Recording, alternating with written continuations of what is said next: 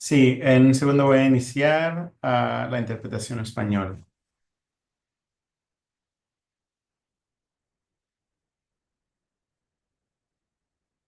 Sí, en segundo voy a iniciar.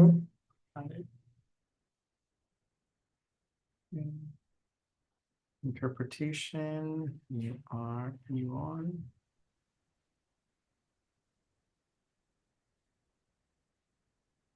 Ok.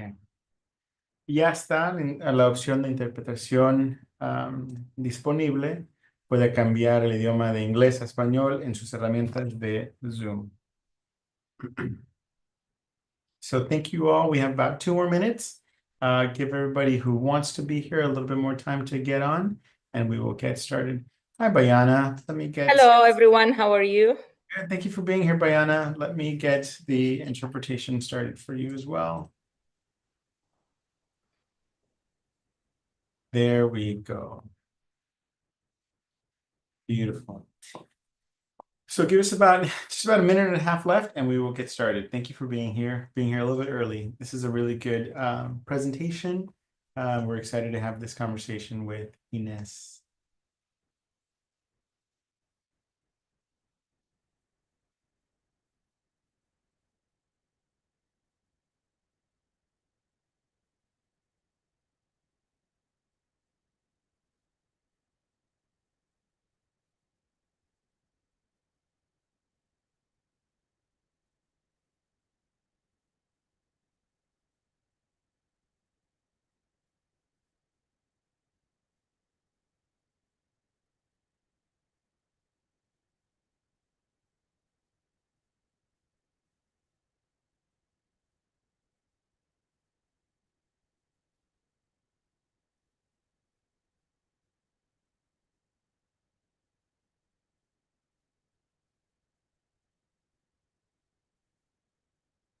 All right, it's almost 5 o'clock. We get started right at 5.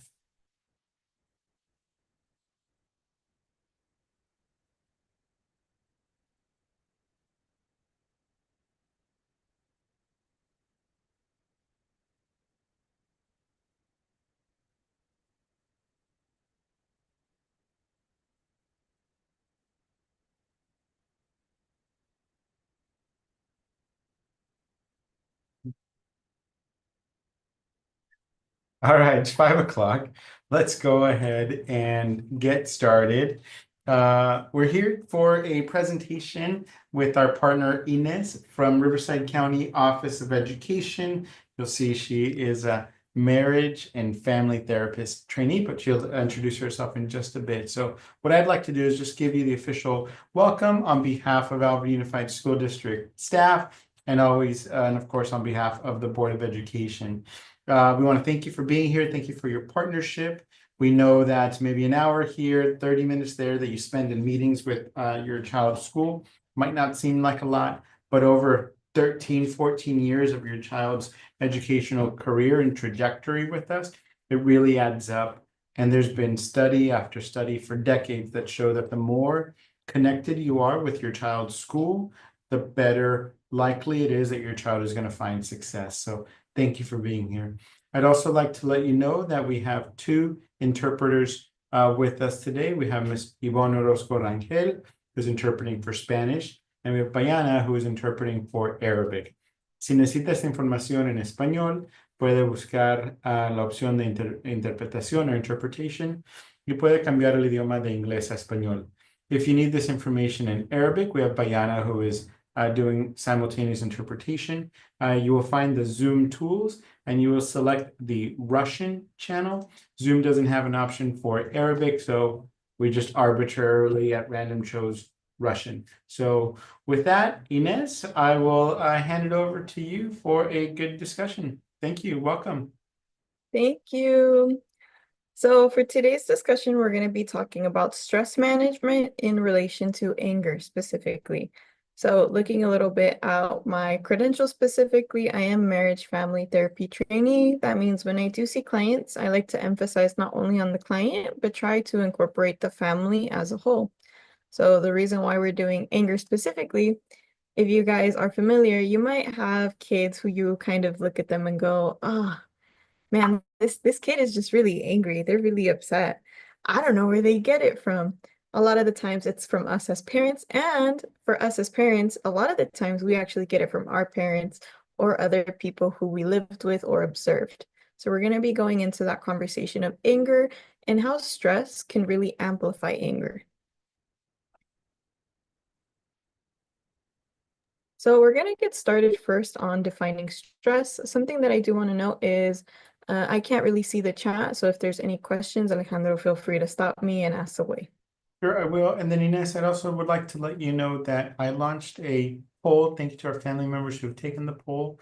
You should be seeing on your screen who is in the room.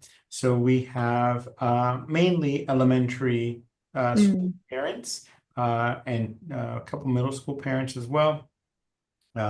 Most of our families don't have students with special education needs, and about 1/4 of them have students who are English learners. But I think importantly for our purposes here, Ms. Ines, elementary is big in the room.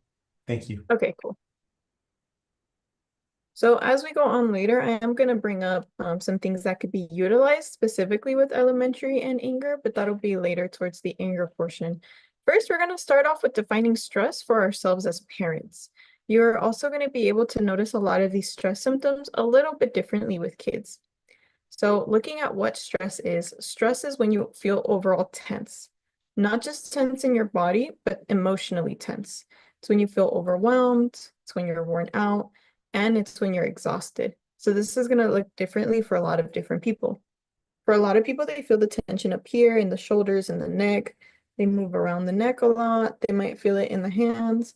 They might just feel it overall in the body. So for stress, a lot of people might just get home. They might just crash on the couch, go to sleep. They want to forget about everything.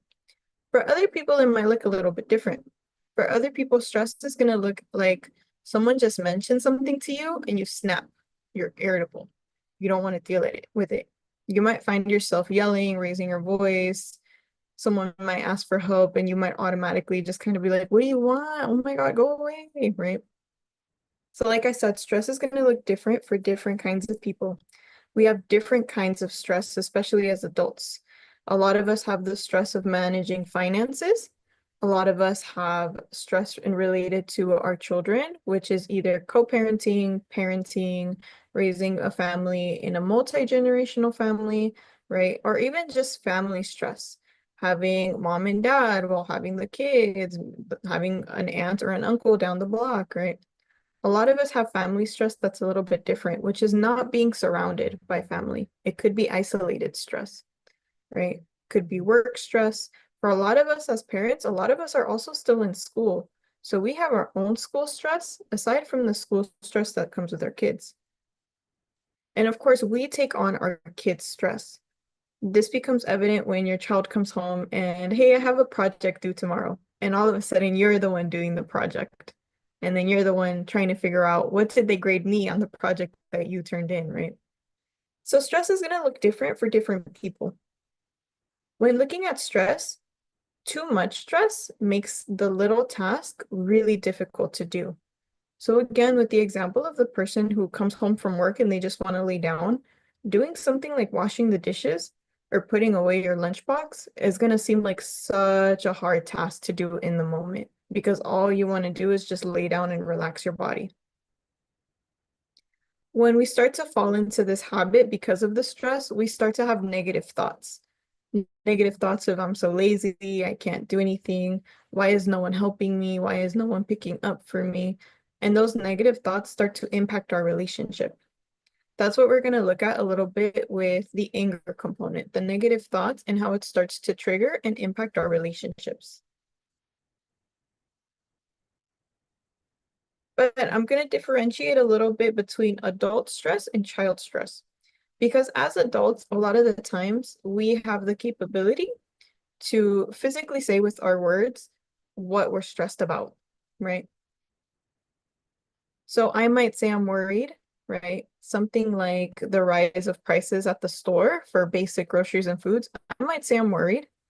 I might say it's making me hard to concentrate at work. I might also have memory problems. I'm at the store and I completely forgot what I was here for. So the emotional cognitive is going to be more for adults a lot of the times. However, what's behavioral and physical are going to be both for adults and for children. So for my people who have elementary and even some of the or some of the middle school students, you guys are going to see stress more with the physical one. And you're going to see it more with the nausea, you're going to see the chest pain, you're going to see a lot of the sweating, a lot of the headaches and the migraines. This is how you're going to see a lot of the stress in your children as well as yourselves. Miss Ines, we have a comment in the chat. It says, hello, I'm Abdul Jamil. I'm from Afghanistan. My son is 4 years old. When I watch TV, he cuts his nails and his teeth. That's his nails and his teeth. So if he's biting his nails, it also depends on what's being watched on TV. I do have a client who is currently, his family is currently in a different country. So watching things like the news makes him really nervous and it does cause him a lot of stress. So it really depends on what's being watched in TV. Something too, it depends. If he is like constantly chewing them to the point where his nails are bleeding or to the point where it's starting to hurt, that's going to be a really big concern. But if he's just kind of trying to get some of the, sometimes we get these little pieces of skin that hang off. If he's just trying to get one of those off, it's a little different.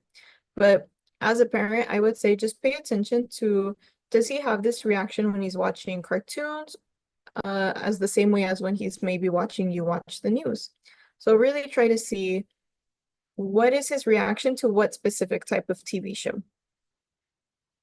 But that's a really good example looking into the behavioral, right? With a lot of our younger kiddos, again, they're not going to communicate that they have stress or that they're worried or that they're scared. You're going to see the nail biting. You're going to maybe see the teeth grinding when they wake up and their jaw kind of hurts in the morning. You're also going to see social withdrawal starting with the middle schoolers. More specifically with the middle schoolers, they're the types of kiddos who just want to be with their friends all day. That's the most important thing to them. And when they stop hanging out with them, they're not really texting their friends. You don't really see them too much on FaceTime. They maybe start to feel a little lonely, a little too lonely than normal. That's when the behavioral part starts to kind of happen for them. But again, this is common for both us as adults and teens, also the kiddos, right? For us as adults, we might also have that social withdrawal. It might look a little bit different. We're tied between going to work and picking up the kids, maybe even going to classes, doing chores. We don't really have time to see extended family or to see friends for ourselves, or maybe the extra time that we do have, we use it for our kids, taking them to the movies, taking them to do things. So it's going to look a little different for us as adults than for the kiddos.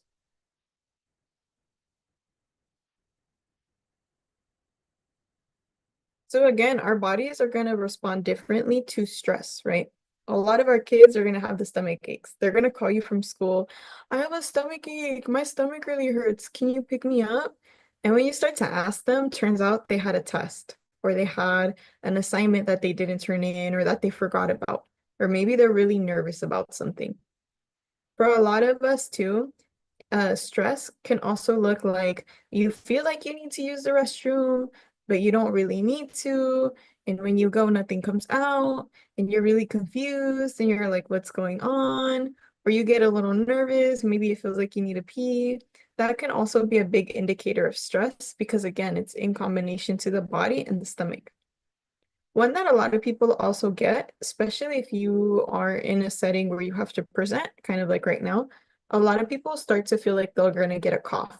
They feel like their chest is kind of tight. They feel their face getting super red. They might not feel like they could talk. They might stutter. That can also be a combination of stress.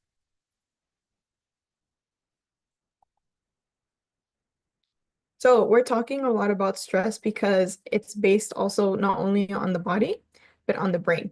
So there's something called fight or flight. Fight or flight is something that's been in your brain since generations ago, maybe since before the cavemen. The reason why it's in our brain is because it keeps us safe. The brain sees something and it goes, oh, that's not safe. That's not safe for me. And it's going to pick between one of the four options. It's either going to fight, it's going to run away, it's going to freeze in terror, or it might faint. We see these examples a lot. For example, um, if there was a tiger running towards you, if someone thinks they're capable, they have a weapon, they might fight. Some people are going to automatically run away. There's been people who, in situations where they're in a fight, they're getting yelled at, they might just freeze or panic. We've also seen this a lot of times too. And we see in situations, for example, in hospital settings, when there's a lot of blood, a lot of people actually faint. So again, this is your brain, right? We talked about the body, now we're talking about the brain. So your brain is trying to keep you safe by picking one of these four.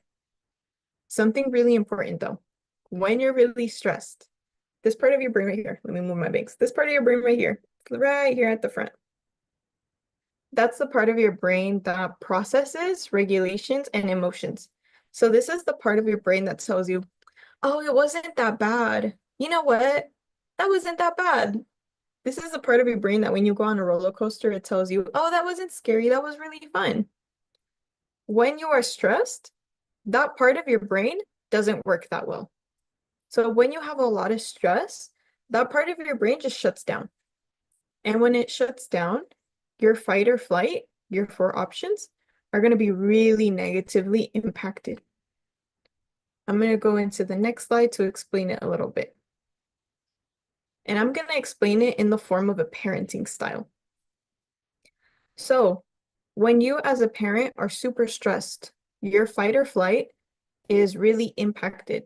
And you have a child, let's say you have a 9-year-old in front of you, and they're telling you, you're telling them, go clean your room. And they say, no, why do I have to clean my room? So-and-so doesn't clean. My dad never cleans. Why do I have to clean? This is unfair. Because this part of your brain is so overworked, it's not really working that well. And the first thing you're gonna do is start fighting back. So remember this one with the fight or flight? The first thing you're gonna do is start to fight back. A lot of the times that's because under stress, we start to feel more challenged and we start to feel more disrespected. So when we have a 9-year-old who we're taking care of, we're showing them love, we're doing everything we can, telling us no about cleaning a room, our brain goes, oh no, who are you talking to like that? You're not talking to me like that. That's when we start to fight as well. That's where anger kicks in, right? Other components of this in therapy, we call it all or nothing thinking. This also increases when we're stressed and when we're angry. All or nothing thinking is things like, well, he never listens to me. You never wash the dishes. It's like you're doing this on purpose. You always want to complain. You never have anything good to say. So you're not really giving the person the option to kind of be in between. You're putting them at an extreme. They're always complaining. They never wash the dishes, right? And it starts to feel like nagging for the other person. Another thing that we tend to do when we're really stressed and when we're really angry is that we tend to I can't say this word, personalize the behavior. And for lack of a better word, it's kind of like we take it too personal. A lot of the times when a child, let's say the 9-year-old, when my 9-year-old says no to me, I'm gonna go, oh, okay, make sure you get it done today, right? You have options, get it done today. But if I'm stressed and irritated and annoyed and I'm thinking about bills, I'm thinking about the mortgage, I'm thinking about taking them to soccer later, and they told me no, I'm gonna flip out. And I'm gonna think, oh, they're challenging me, they're disrespecting me, they're talking back to me. And that's again where the issues start. That's when we start to go into fight. So for the most part, stress a lot of the times causes for parents to forget what's normal for a child's age, right? It's completely normal for a toddler to maybe start a fight with their siblings, but what it's not normal is for a toddler to self-regulate, right? So we see a lot of the times the toddlers are fighting with their siblings and we expect them to just stop crying, stop fighting, right? That's where it starts to become or for us when we start to forget what's normal for their age, because these are things we have to teach them and we have to model, and it's hard for us to model when we're also angry and irritated. So a lot of this, again, your emotional tolerance is super reduced with stress. So because your brain is always working, it's like you never clocked out of work. So imagine this. Imagine you go to work and you just never leave. That's basically your brain under stress. You clock in at 8 in the morning, let's say today on April, you're not leaving until January of next year. That's basically your brain on stress. So if you start to get tired from work at around like 3 p.m., 4 p.m., imagine your brain doing that for years. This starts to cause again issues because we start to miscommunicate. We start to think that things are said personally to us. We start to read body language. This is a really big one that I see with my clients. Well, she looked at me funny. Well, she turned her back to me, right? We're reading too much into these things because our brain is telling us, oh, she's looking at you funny. You need to fight. You need to run away. You need to do something about it, right? But again, that's because of stress. Your brain is overworked. Because of that, it's going to be really hard for us to struggle with reading empathy or practicing patience. Again, if your brain has been working for years and years and years and it's never had a break, it's not going to be the most patient. So, what are some factors that are contributing to our stress and to our angers? The first one is going to be genetic, right? It's going to be how did your parents, your grandparents, and your ancestors experience anger? What was that like for them, right? We tend to see that a lot of the times personality isn't really based on how emotionally sensitive you are to other people. It's kind of based on learned behavior, right? Because of learned behavior, we also have to look at life events. What kind of life did you live at some point that made you face situations the way you do, right? So when you're looking at serious illness, when you're looking at death of a loved one, violence, abuse, how did that add on to your feelings of anger within your life? We go into learned behaviors again, right? When you grow up in a family, how are you taught to use your anger? And how are you taught to not use your anger? Another big one is mindset. So it's really looking at how you interpret things. So for example, with physical danger, it's saying something like, if my parents die, we're all gonna go broke, right? Physical danger can also come in different forms of maybe kids using behaviors like hitting, punching, throwing, things like that. And then there's also social danger. Social danger is the other one where kids are gonna laugh at me, I'm gonna make a mistake, I'm gonna be really upset, I'm gonna be embarrassed. And then, of course, we have to include biochemistry. There's other things outside of our personhood that contribute to anger. So chemical imbalances, for example, a lot of kids with ADHD struggle with anger just because their reaction might be a little bit different than other kids, right? Things like medication can also impact anger. For example, if kids who are on the spectrum are on ADHD, have a lot of anger, and then suddenly they take medication, that could either increase the anger or decrease the anger. Substance can be a really big one as well. So substances a lot of the times can also cause like substance-induced schizophrenia is what we call it. It could create an onset of things that were maybe genetically there and they got awoken with the substance. So these are really big components as to where anger kind of comes from each person individually. Now, I am going to talk a little bit about the anger cycle. There is a specific cycle to this, and I'm pretty sure all of us are a little guilty of doing it, right? We start with a trigger. A trigger already starts because one, we're super stressed out. We come home and we see that a behavior that our child is doing looks threatening to us, right?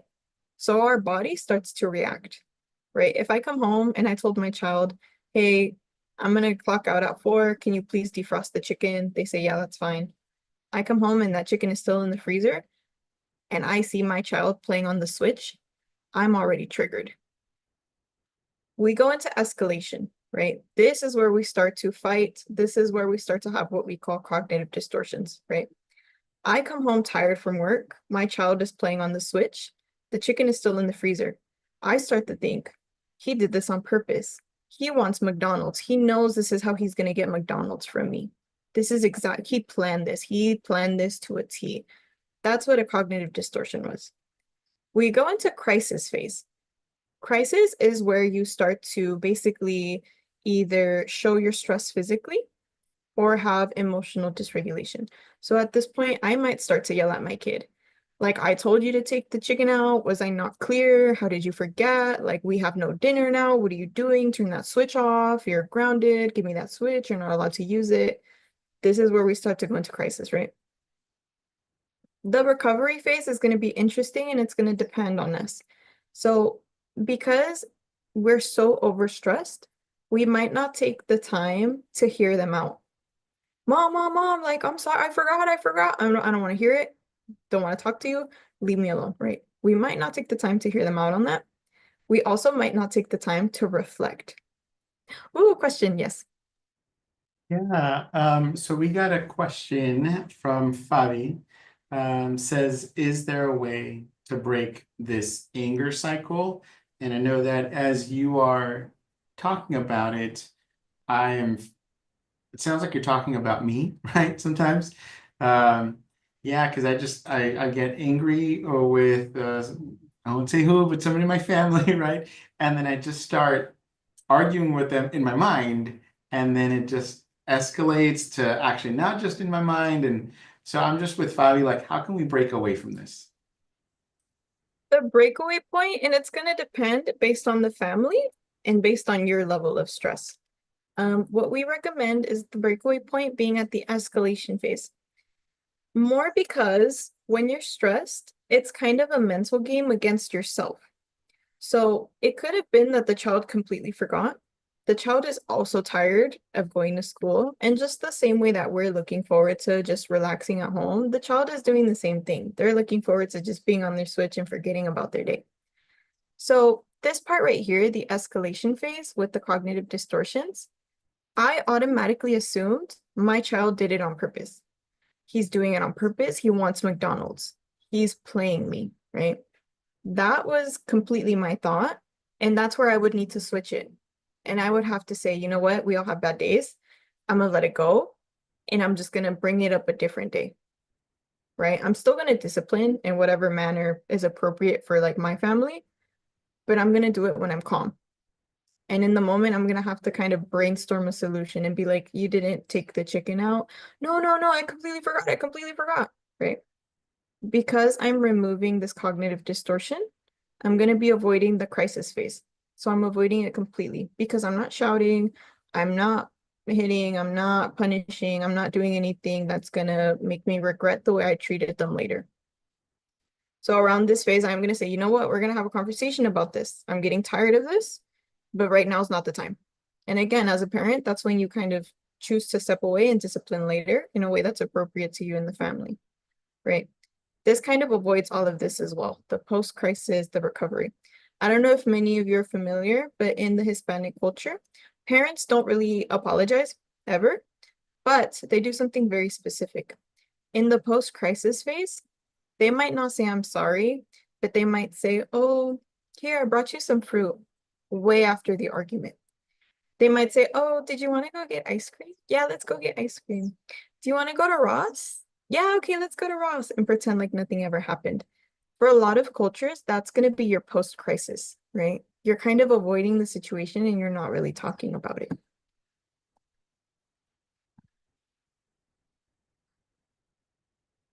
So the key point of this conversation today, anger is completely normal. It's okay to be angry. I want to make that very clear. Anger is completely okay. Um, and I say this because, again, a lot of the times we go, well, if we're not stressed, we're not angry, and boom, everything's perfect. But that's not really the case. Anger isn't bad. Anger is just a signal that there's something that needs attention. You maybe won't know what it is, or maybe putting it away on purpose, but anger is going to be the way that you react to something because of something deeper, right? Another thing, too, that's really important is that children learn from our anger. When I say this, I'm going to use again the Hispanic culture as an example. In the Hispanic culture, men aren't really allowed or shown to express sadness. So this is what we call a feeling iceberg or an anger iceberg.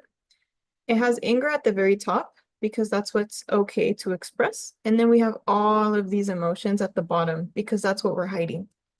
So in the case of, let's say, Hispanic culture for men, again, they're going to have to put away the sadness. They're going to have to put away feeling hurt. They're not allowed to feel scared because they have to be the men in the family, right? So because they're hiding these three, instead they're going to react with anger. For women, it comes up a lot too, especially for the little girls in the elementary school. What we're starting to see now a lot is with our, I want to say with our second up until our fourth to fifth grade, a lot of the times they might experience jealousy, jealousy against other girls, jealousy against friends, jealousy for other people. They don't really know how to react on it, so they're going to show a lot of anger. Same with feeling guilty. They might feel guilty for some reason, so they're going to express it with anger.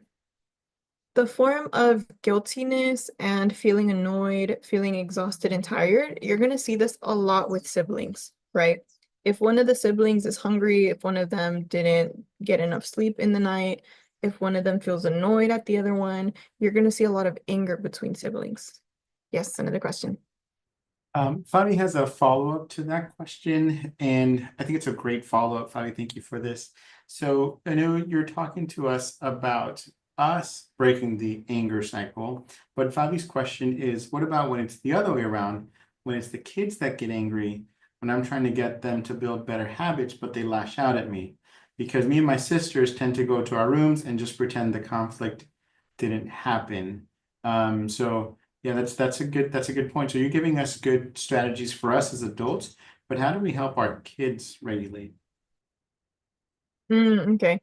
I do have kids who are very high needs. So what you're doing is actually on point. You're supposed to be ignoring the behaviors you don't want, but I would follow up with praise.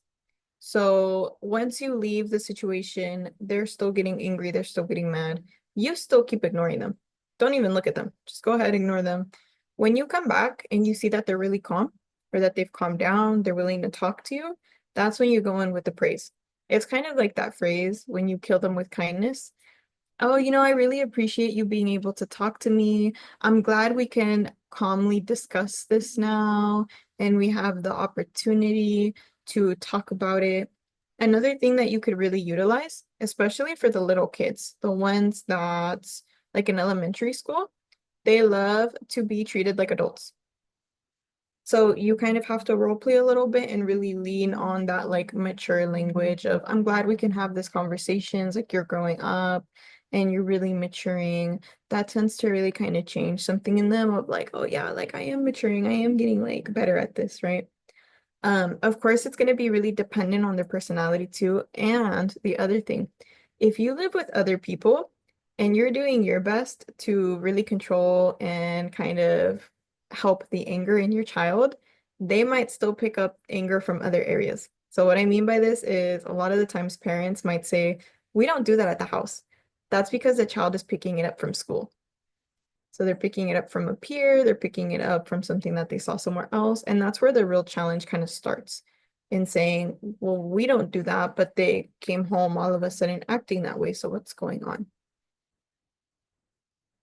Yeah, we have A says in the chat, yes, my son does that. When I ask him something, he automatically thinks I'm saying things with anger, and I have no idea. I think it's hormones. That's funny. Yeah, something else that might kind of trip out the older kiddos, like the middle school and the high school, whenever they do respond with, why are you so angry at me? You flip it on them and you go, oh, you think I'm angry? Or, oh, you feel like I'm angry, right? It's going to cause them to be like, oh, you're not yelling at me. Like, I thought you were angry. And it's like, no, so you think I'm angry. What makes you think I'm angry? Is it my tone of voice? Is it my face? Like, what's going on?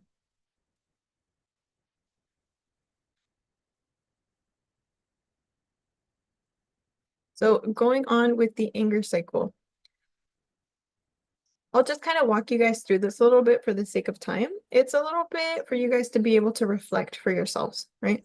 So these are some of the things that we tend to do in family counseling.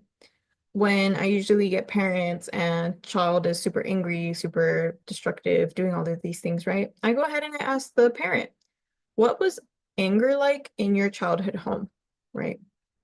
And this could look like a lot of things. A lot of parents might say, well, I would see that my grandpa was abusive to my grandmother, right? Domestic violence. They might say something like, well, we weren't, as girls, we weren't allowed to be angry. We always had to be, we had to keep the peace. We had to keep the family together, right? Other people might say, oh, well, I would see that, like my mom and my dad would just go their separate ways and they wouldn't talk to each other for a week, right? It was silence treatment. That's how they did their anger. This question is to start to get you thinking, what does anger mean to you from childhood? What did you see and label as anger? And then follow-up question is, what messages did you learn about expressing anger? So if I saw my parents who would get invites and then they would not talk to each other for an entire week, I learned that anger is through ignoring. So I might grow up and feel really upset when someone doesn't contact me, when someone doesn't talk to me right away, when they don't answer my calls. I might feel unwanted. It might make me really nervous, right? And the other example of, I witnessed my grandpa be in an abusive relationship towards my grandmother, right? I might have this idea of, oh, anger comes with love. So if that kind of anger isn't expressed, then am I really loved, right? And you might fall into these patterns. And we say this to bring clarity to ourselves and also to self-reflect a little bit of how am I showing my anger in the home? And is it the same way that my parents and my grandparents showed anger? So that was just kind of the general conversation on anger.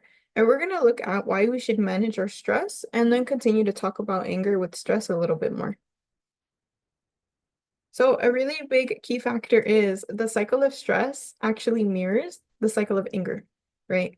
So our body starts in a normal neutral position, then we see a threat, right? We think, oh, my kid wants McDonald's on purpose. They're doing this on purpose, right? Same with stress. We start to see a threat. We go into fight or flight, right? We either pick a fight with our kid. We might want to pick a fight with our boss. If we're stressed from work, we might freeze when we see a deadline. And then you notice, okay, the threat's gone. I think I'm okay now. I think everything's good. And then it starts back up again. This is important because stress takes a toll on your physical body, right? You start to decrease your sleep. You can get headaches. You might have heart palpitations. You're going to feel tired all the time. You're going to feel fatigued. You might get muscle tension. A lot of people actually get rashes from stress as well. If you have eczema, stress can trigger eczema. The digestive issues, all of these different things are going to start to take a toll on your body, right? In the long term, stress is going to have an impact on your cardiovascular system, meaning it could potentially have a higher risk for heart attacks as you age. The other thing, you can experience hair loss. You can also experience a dysregulated metabolism. So you might not be hungry one time, you might overeat the next day, right? And more importantly, it causes irregular menstrual cycles, specifically for women. Another issue that could also impact it is the disruption of hormones, right? So similar to thyroids, when you feel a lot of stress, it actually stops impacting that, right? Or it starts impacting that.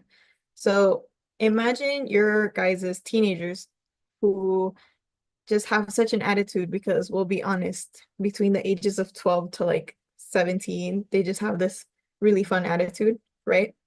We're kind of regressing and going back into that when we're stressed because our hormones are also out of balance. So now you have two people in the home with dysregulated hormones. One's because puberty and the other person's because of stress, right? And as you guys can assume, that's just going to create more fights. Oh, another one too, that adult acne or people who experience acne later in life, that's also because of stress, right? So if you're someone who's like, my entire life, I've never had acne and all of a sudden I'm breaking out. Some people get it because of pregnancy, other people get it because of stress. And also the breakdown of reproductive functioning. Again, this goes with the loss of menstrual cycle. It goes with a lot of other bodily sensations that can't really be felt, can't really be replicated, and it's all because of stress.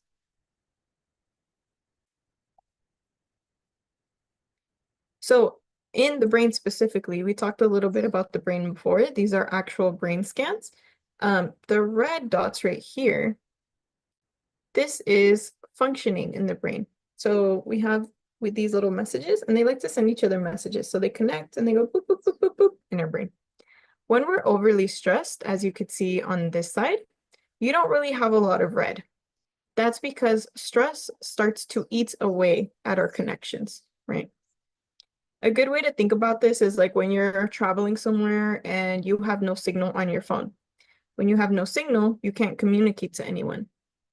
That's kind of our brain on stress. It's like you're in a location with low signal. You can't communicate, you can't find Google Maps, you can't put your music on, you really can't do much. That's basically your brain on stress. So long term, it starts to impact our memory, and it also starts to impact the way that we learn, right?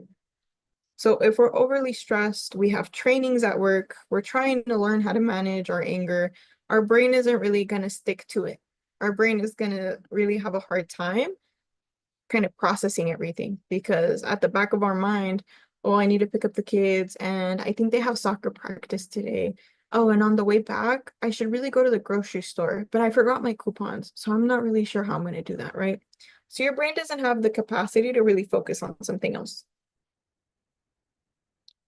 There is higher chances of Alzheimer's disease and dementia with higher levels of stress. However, this is seen for people who are stressed for extremely long periods of time. So if you experience stress, maybe depending on your job, depending on the season, maybe depending on the kids being within a sport, or maybe just during the holidays, it's not going to have that big of an impact. But if you're constantly under stress for years and years and years, it is going to have a really long-term impact on your brain. So we're going to take a look at some healthy stress management strategies. Of course, these are kind of like the basic ones. I'm actually going to go into the anger ones after this. So I'm going to breeze through these really quickly. First one is to get organized. For stress, getting organized is going to look different based on different people, right? So it could be either making a plan, it could be sharing the responsibilities if you maybe live with grandparents, parents, siblings, right? It could also be something like, hey, can you pick up the kids while I go do something, right? That could be a form of organization and planning. Another one is spending quality time. A really good way for families to reduce anger is to spend quality time together. So if there's even just a little pocket of time on the weekends, watch a funny show, have a good laugh together, go to the park. Another really big important one is to speak positively to yourself. We all kind of fall victim to this where, oh, you know what? I'm just not good at that. I'm not going to do it. Oh, that's just not for me. Whatever. You know what? I don't look good in that. I'm not going to put it on, right? Our brain and our body loves to hear us talk. So the more positive we speak to each other or to ourselves, the more our body feels kind of warm and fuzzy. So it's a really good way to start reducing stress. Of course, playing exercise, doing sports, asking other people for help, relying on a community if that's available to you in your location, taking action. If you feel like I'm doing the best I can and my kid is just stressing me out, right? Take action. Maybe it's time to seek higher level of care for them, to get additional support for them. That in turn is going to help you. Talking to a friend. So again, really building community, having someone to vent to.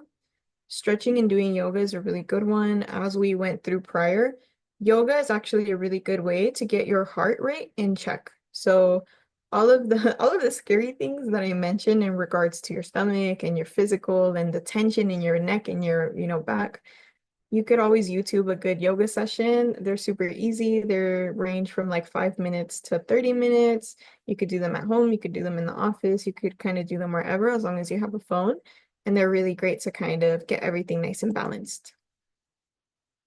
Of course, listening to music. This might be a little hard if you commute with your kids and they kind of take over the radio, but always we kind of encourage to set boundaries and say, you know what, on the way there, we're listening to my stuff. On the way back, we'll put whatever you want. And again, spirituality is very important to stress. If meditation or prayer are things that you lean on heavily, and if your community is within a church, a congregation, or anywhere specific to like religious practice, then of course relying on that heavily is going to really decrease stress. And of course, just talking to a counselor, the same way a lot of us kind of put our kids into therapy. What's really interesting is parents often put the kid into therapy and then the parents end up getting looped into it as well. So it's something that a lot of the times we're not going to really escape. So if we have the idea of I'm going to send my child to therapy, we have to be open to change as well for the sake of a child and for the sake of us. More than anything, just because it's kind of fun to learn about yourself and to learn about where these things really come from. So I'm pretty sure this is what you guys all want to know about. Anger management strategies. These are divided into two categories. The first one is going to be based on communication. So this is going to be good for your kids if they're able to have emotional maturity.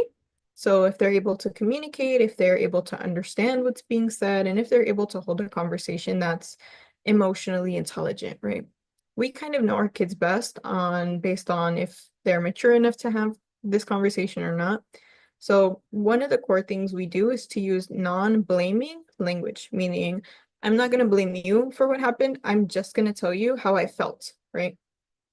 Emotional coaching is kind of what it sounds like. You're coaching the person through what you would like to, or through what you want them to do when you feel a certain way.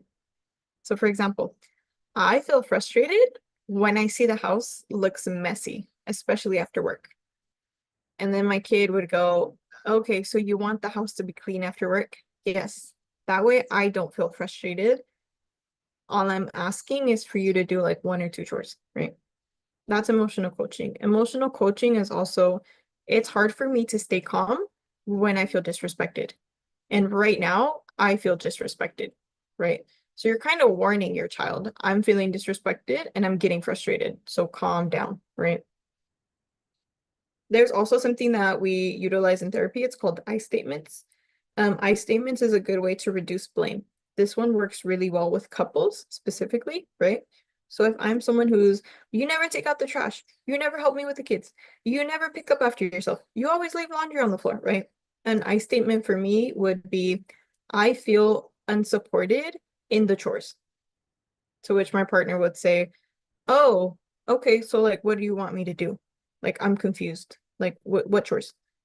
That's how we could get the conversation going, right? With our kids, it's going to be a little different. I feel overwhelmed when you tell me about a project last minute, right? I'm pretty sure we've all had this where it's like 8 p.m. and our kids are like, I have a project that I have to do tomorrow. And you're like, oh, you're telling me now? So an I statement would be, I feel frustrated that you told me right now. I feel angry that you didn't tell me with time, right? But we're not blaming them. We're just stating how we feel. Now, for our younger kiddos who aren't really at that level of language yet, we're going to do something different. We're going to do PCIT skills, which are parenting skills. It's something that we utilize again a lot in therapy. You're going to start, and this was actually brought up in the question from the chat earlier, right? So you're going to start with ignoring behaviors you don't want. So if they're whining, if they're back talking, if they're throwing a fit, you're going to ignore it. Ignore it, go do what you need to do. Don't look at them, don't talk to them, go live your life.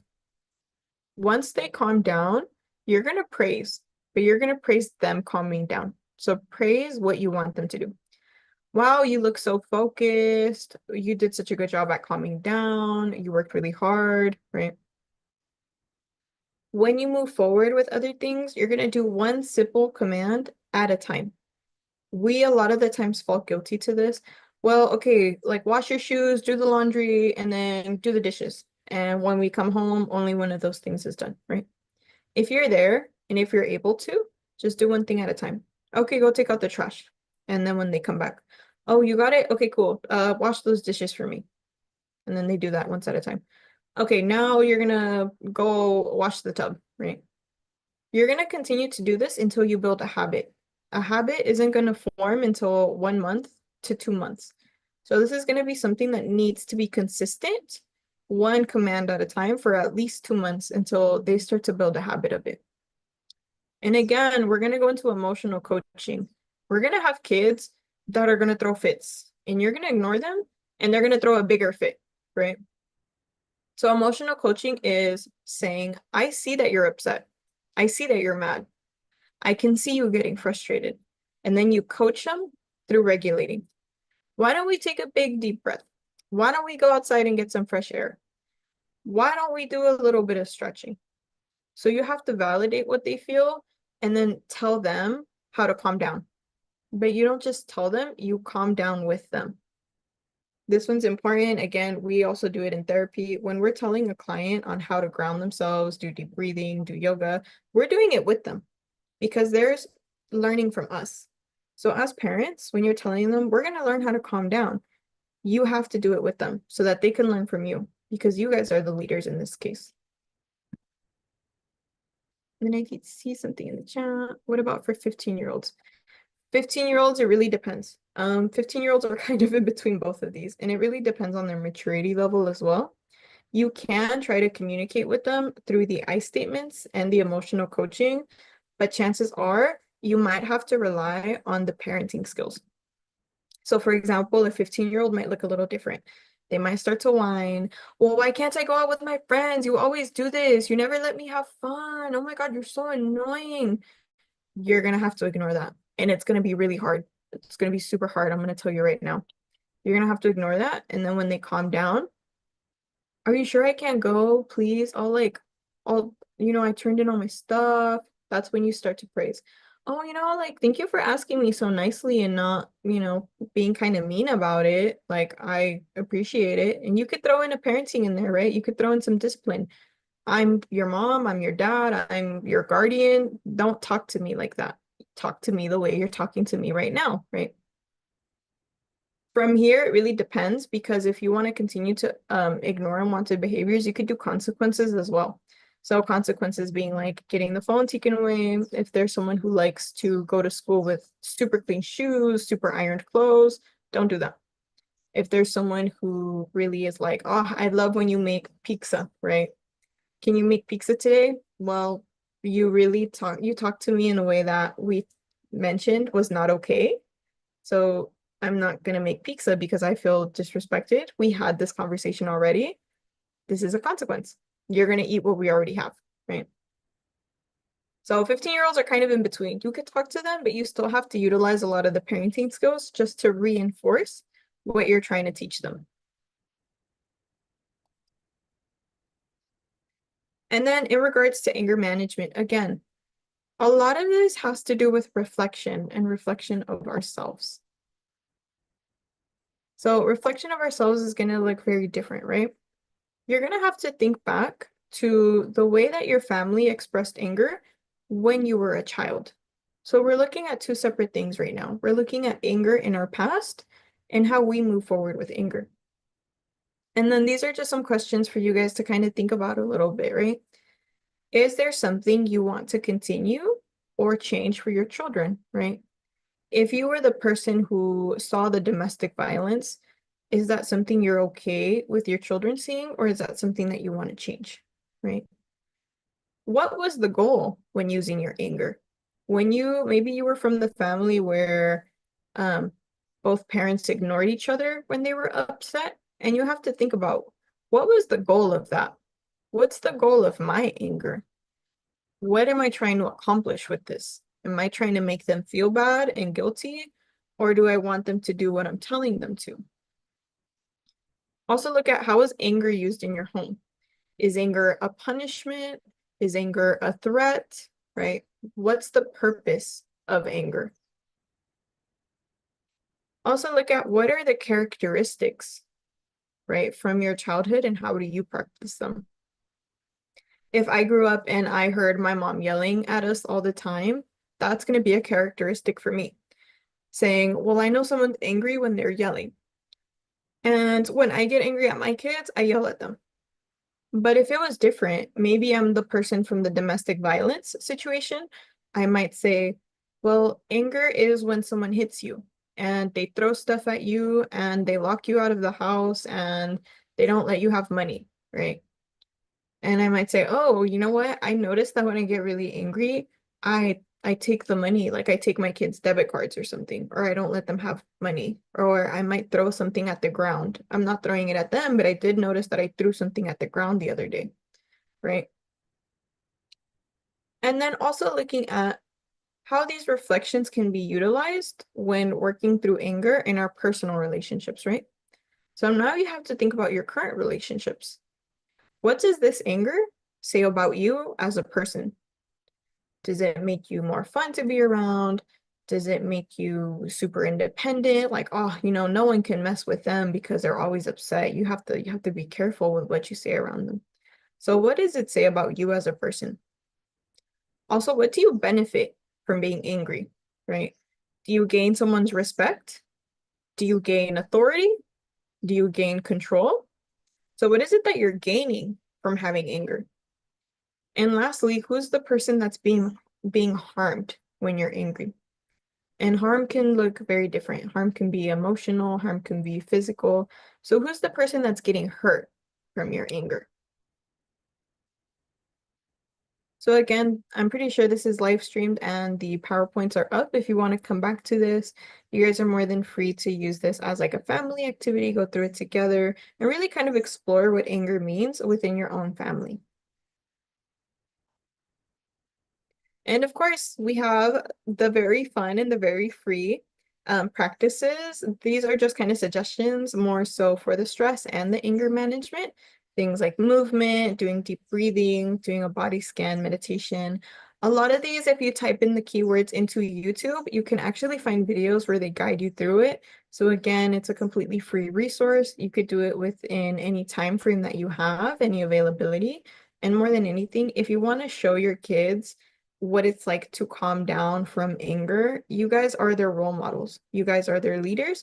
So you can always pop one of these videos on and have them actually do it with you so that they could start to grow up and see, oh, like my parents did a really good job at managing their emotions and they taught me how to manage mine at such a young age. And then I do see some questions in the chat. The Okay. question that was asked, Ines, was about where these are posted so that our families who weren't able to join or weren't able to be here for the entire session, where they can find them. You can just go to alvartschools.org/family engagement. And there's a couple of different links there, but one of them says webinar recordings, and they are all listed and available for you. And also the PowerPoint slide decks are linked as well.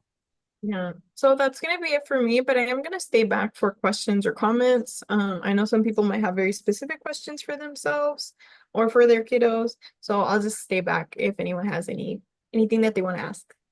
Perfect. Well, with that, I want to just say thank you, Ines, for this powerful conversation.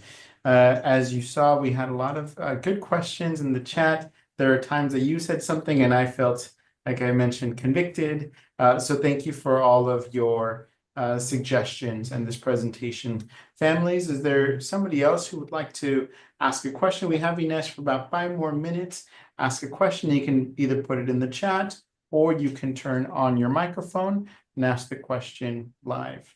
You're getting some shout outs, Ines. This is very informative. Thank you so much. I appreciate it. Any other questions that somebody would like to ask of our guest expert?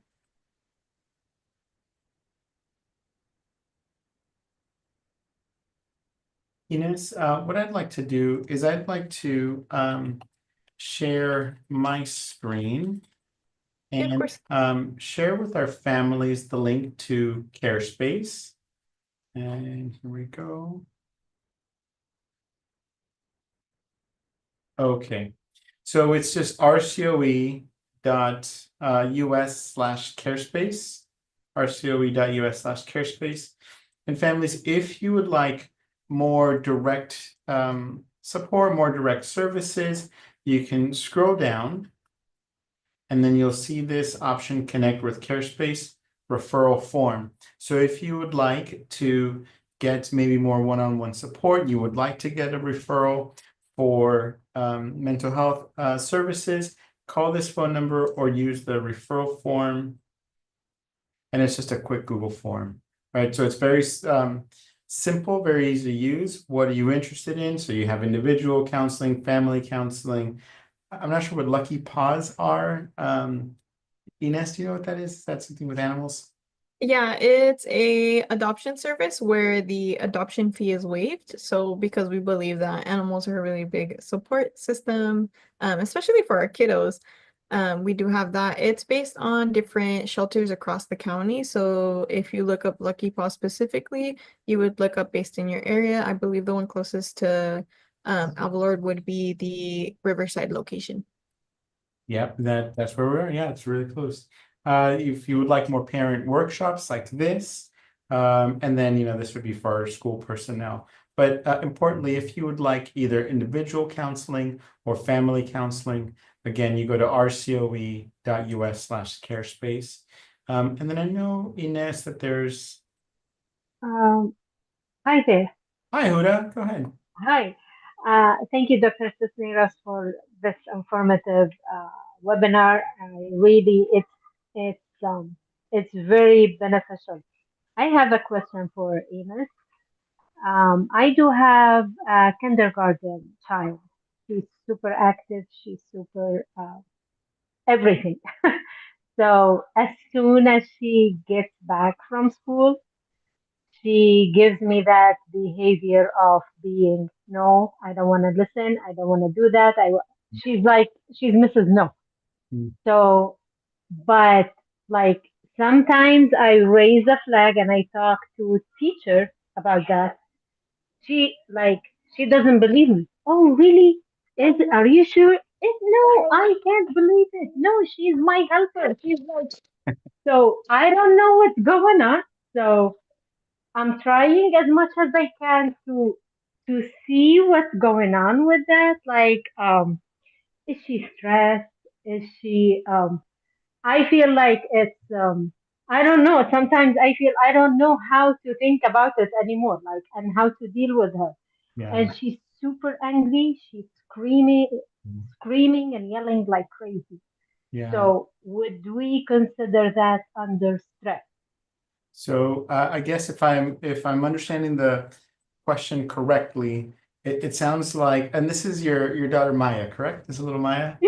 Yeah, sweet little Maya. I'm looking at her picture now. She's adorable. She looks like a little angel, right? So at school, Maya is just super sweet. She's the class helper, but at home, mom is experiencing something different. So Ines, before you answer, I'd like to just share with our parents. We do have the RCOE Care Space referral, but then also at all of our schools, we have school counselors that can do like behavior workshops and behavior check-ins with kids. We also have school social workers that can help with that. So I guess for the district perspective, the first thing I would recommend our parents to do is just reach out to your child's principal or counselor and see how they can get some regulation support there. Ines, what would you suggest on your end for the home support?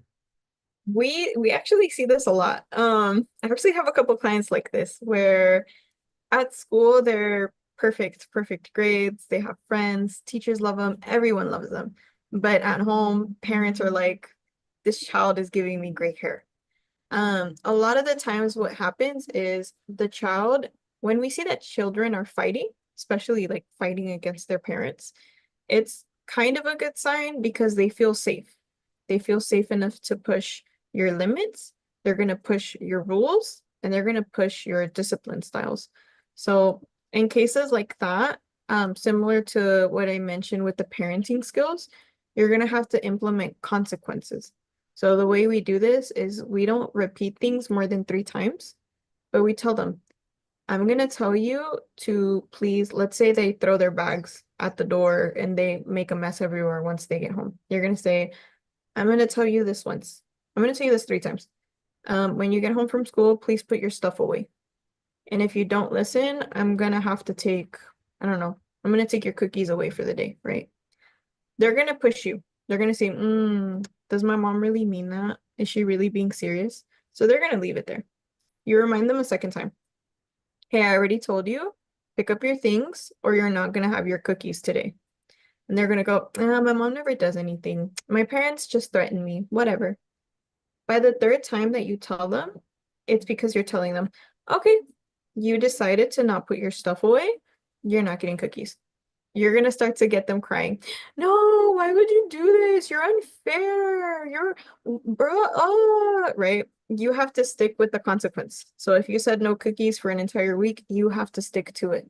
And it's gonna be like a push and pull, but that's kind of how you start, right? You start with consequences, and consequences are a form of like discipline. It just, you're kind of manipulating the child into thinking that they have control, and that because they're not listening, they're going to have a consequence. Huda, does that answer your question? It sounds good. Let's try it. Yeah. Because she has very strong personality, honestly. Yes. Where she knows how to convince mom, how to convince dad with whatever she wants. Yeah, yeah. And yeah, okay. Well, we'll do that. Thank you so much. Yeah, try it. And then again, if you need more support, reach out to your child's school. And then I've also put into the chats the CareSpace link so that you can get individual support as needed. And thank you, Huda. With that, Thank you. thank you. It is 6:03. We're a little bit past, but thank you so much, Ines, for this fantastic conversation. Really good information that you can kind of hear really resonated with our parent groups. I think a lot of us are dealing with a lot of emotions, both in ourselves and in our kids. So thank you, Ines. And thank you for this year. You've given us so many wonderful dialogues, so much power in your presentations. We're wrapping up with you for the rest of the school year. We'll be back next school year. But families, I just want to remind you that we have a couple more sessions coming up. Next week, we have Multiculturalism and Vision 2030. That is going to be about supporting our multilingual students, our English learner students. Then we'll end up the school year with how do we transition our students that are going from 5th grade into elementary or middle school, and then 8th grade into high school. So just like you got to be here today, keep a lookout for a post and for a text.